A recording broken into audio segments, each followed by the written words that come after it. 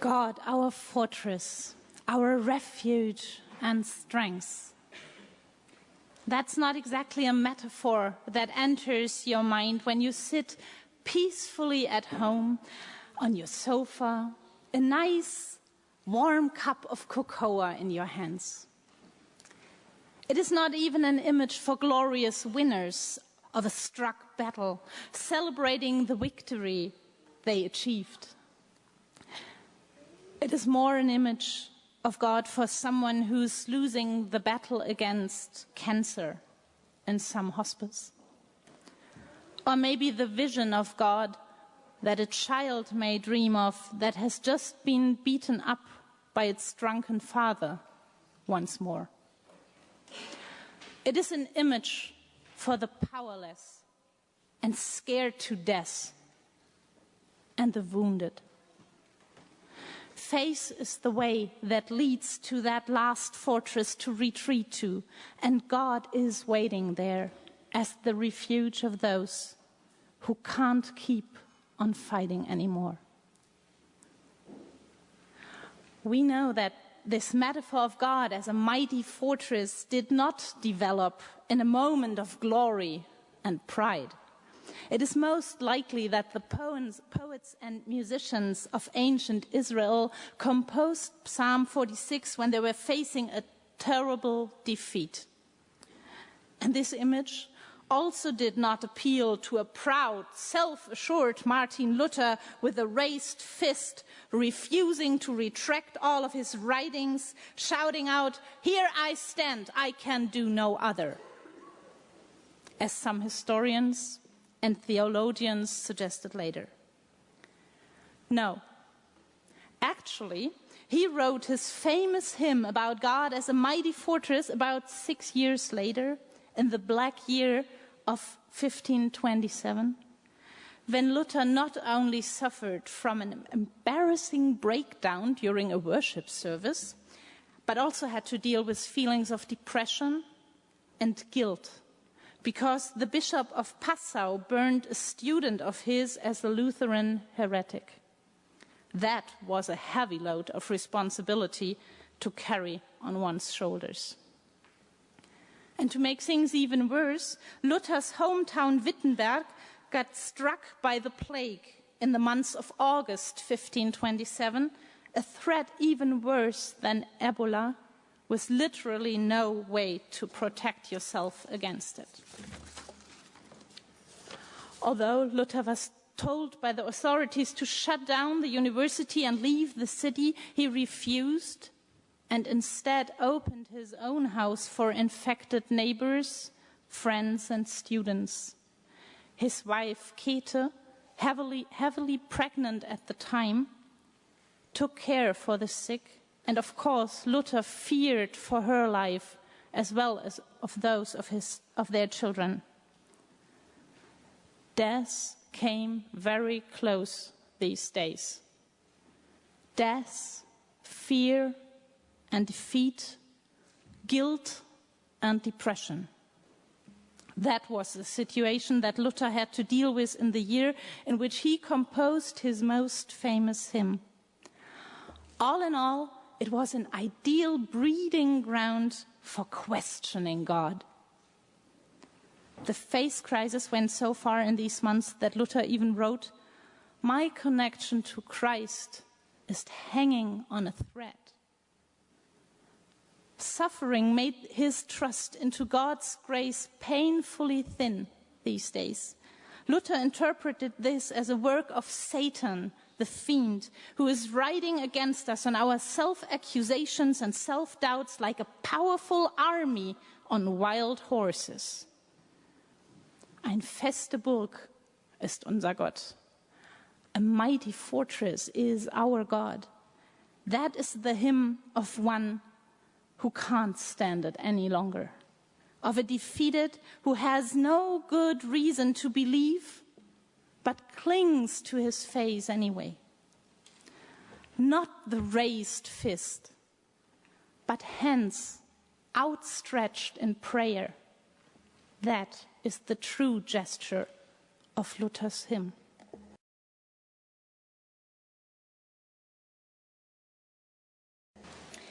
Did you hear them? All these demons running around in this fifth movement, the chaos and confusion they try to create, but the choir sings straight and right through it. We need not fear, we can withstand and baffle all their power. The arch-fiend of all shall not us appall. That sounds strong and brave and proud. It sounds like the trumpets and drums in the cantata, an addition that actually derives from a later hand and significantly changed its character. The more Luther's hymn became the unofficial anthem of Protestantism over the year, a sort of soundtrack for the Reformation, the less aware people were of its original humble attitude, the outstretched hands. It developed to be a tune that let you stand upright, hand on your heart, a defiant line on your face.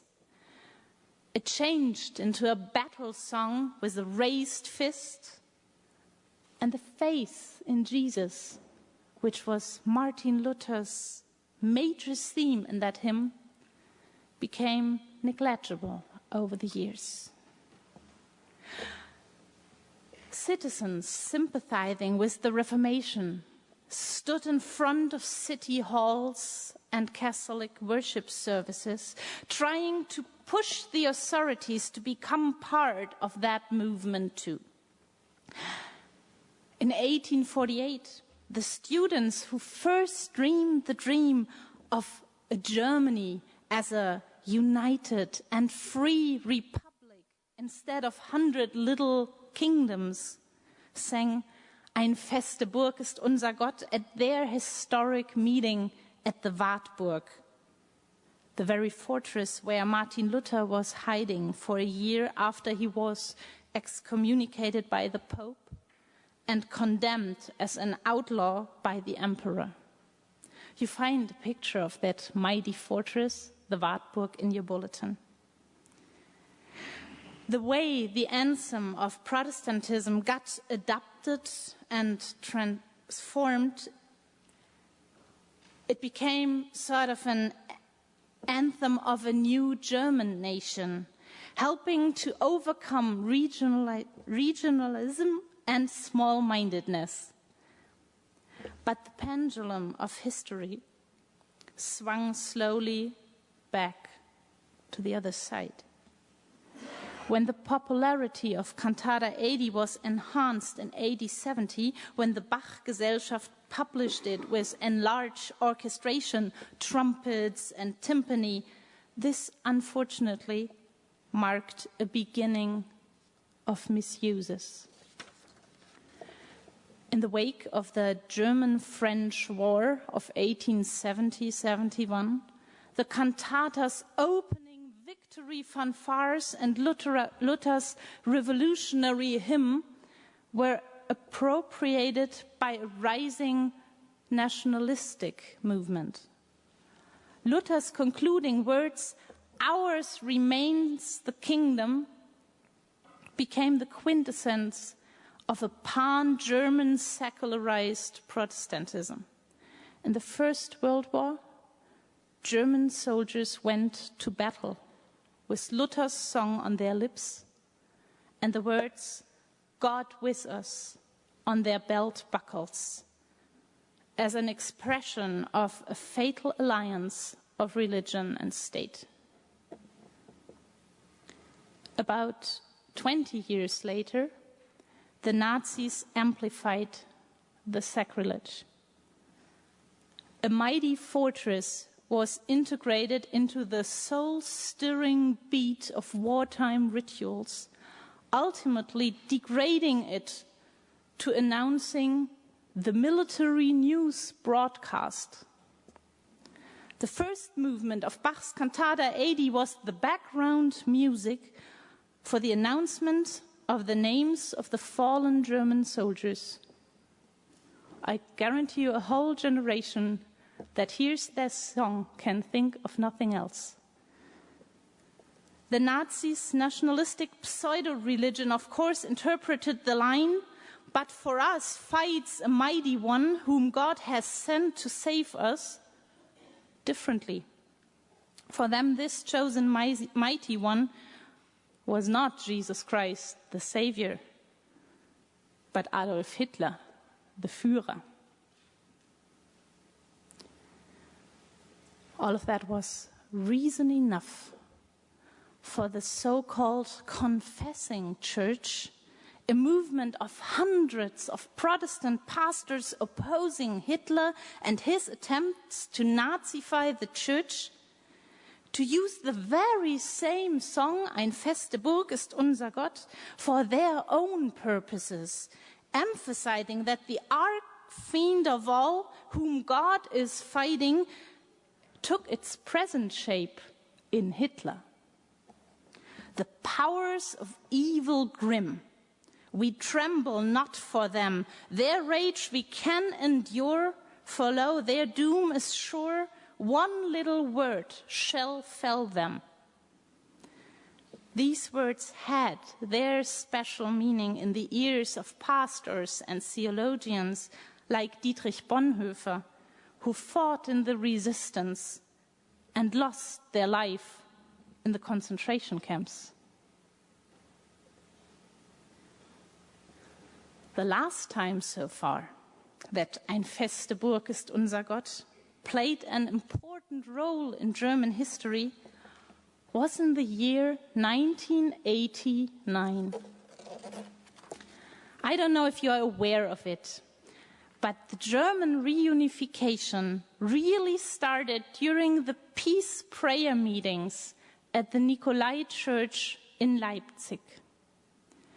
The pastor there provided meeting rooms, printers, and papers for people who criticized the restrictive way the DDR interpreted socialism.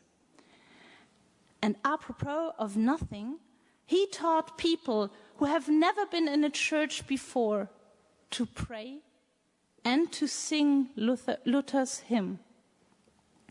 With this song on their lips, the reformers of Eastern Germany walked out of Nikolai Church onto the streets to lead demonstrations of 10,000s of people peacefully singing away guns and policemen and a whole state that viewed religion as opium for the people.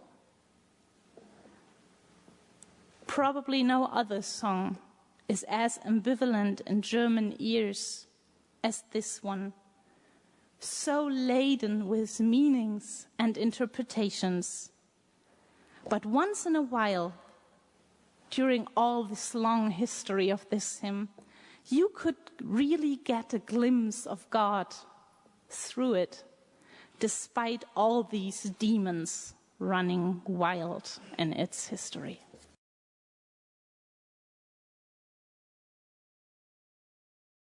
Germany is a country of fortresses. In the last centuries, Germany, which is about half the size of Texas, was home of 25,000 castles. Over 2,000 of them can still be visited. They have been a part of Martin Luther's life and experience, especially if you consider the role the Wartburg played in his life, an actual fortress that actually saved his life. But I have to admit, although I'm German, although I've seen all these castles all my life, I can't say that I particularly liked this hymn for most of my life. Yes, it is an institution, but all these dark words, this dark vocabulary, Satan and the evil foes and blood and sin and death, that was so unpleasant to me. Nothing I could enjoy or find comfort in. In studying theology, a lot of that changed, and I came to understand Luther's theology better. I'm a big admirer now of what he has to say, and I hope I'm able to share this one day with you. But today, I wanted to at least share this. if you would ask me today how I feel about Ein feste Burg, I would have to tell you that in preparing this worship service, I realized that I pretty much changed my mind about it. I'm not only more aware of its theological richness now, and also its deep connection to my people and my country. But I came to understand that it represents everything that I hate and everything that I love about my country and its history all at once. Its greatest moments and its darkest, and that it puts all of that into a new perspective. You know, there's not one mighty fortress in this world that does not have a castle keep, a high tower that allows a wide view over the land. It offers a better view of what is going on outside, a better picture. That's why it was built. For me, this is one of the most beneficial things about God as a fortress, that it puts everything else into the right perspective. My thinking and judging becomes sort of three-dimensional. Everything that seemed very important before loses relevance, while other things that I overlooked, or people I overlooked, suddenly become the focus of my attention. My battlefields change, and my weapons too. What seemed to be a stupidity now actually makes sense. Where everything seemed hopeless, where sickness, pain, and death and defeat ruled, God opens up a possibility, a reason for hope against all good reason. What would not make any sense without God makes sense because of her. Or to speak with Martin Luther just one more time, even if I knew that tomorrow the world would go into pieces, I would still plant my apple tree. And actually, I came to understand that's pretty much the same thing as never place a comma, a period where God has placed a comma. Plant your apple trees.